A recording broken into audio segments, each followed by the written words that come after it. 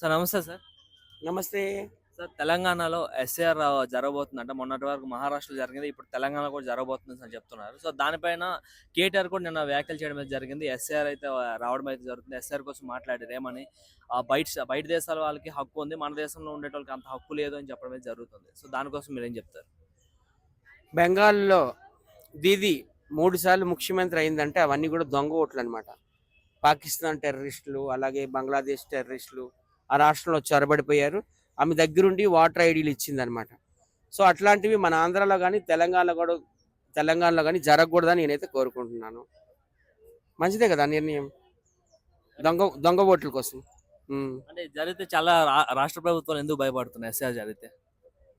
అవును, వేరే దేశాల వాళ్ళు వచ్చేసి ఓట్లు వేస్తే మరి అసలు నిజమైన విన్నర్స్ ఎవరో మనం కనిపెట్టలేం కదా.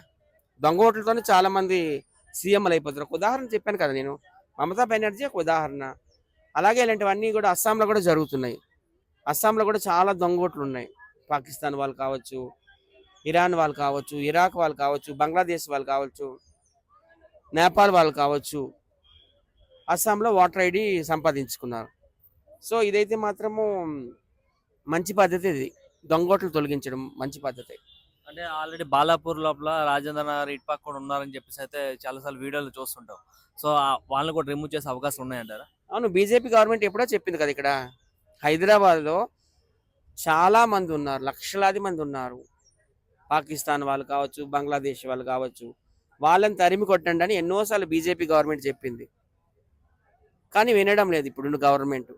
వినేటట్టయితే వాళ్ళందరినీ ఖాళీ చేయించి వెనక్కి పంపించిస్తే ఇక్కడ ఉన్న వాళ్ళకి కూడా ఉద్యోగాలు దొరుకుతాయి. అలాగే ఇప్పుడు వేరే పార్టీ ఉంది కదా, ముస్లిం పార్టీ, ఆ పార్టీ వాళ్ళకు కూడా ఎమ్మెల్యే సీట్లు తగ్గుతాయి, కార్పొరేట్ సీట్లు కూడా తగ్గుతాయి. మంచిదే, దొంగోట్లు ఏరియడం అంటే చాలా మంచిది కదా, మంచి కార్యక్రమం అది. అంటే లాస్ట్ టైం ఏదైతే వెస్ట్ బెంగాల్ జరిగింది, సో ఆ టైంలో బీజేపీ అక్కడ గట్టిగా పట్టడానికి అది అక్కడ చేయించింది. సో ఇక్కడ కూడా తెలంగాణలో బీజేపీ రావాలని చెప్పి ఎస్ఐ జరుగుతుందంటారా?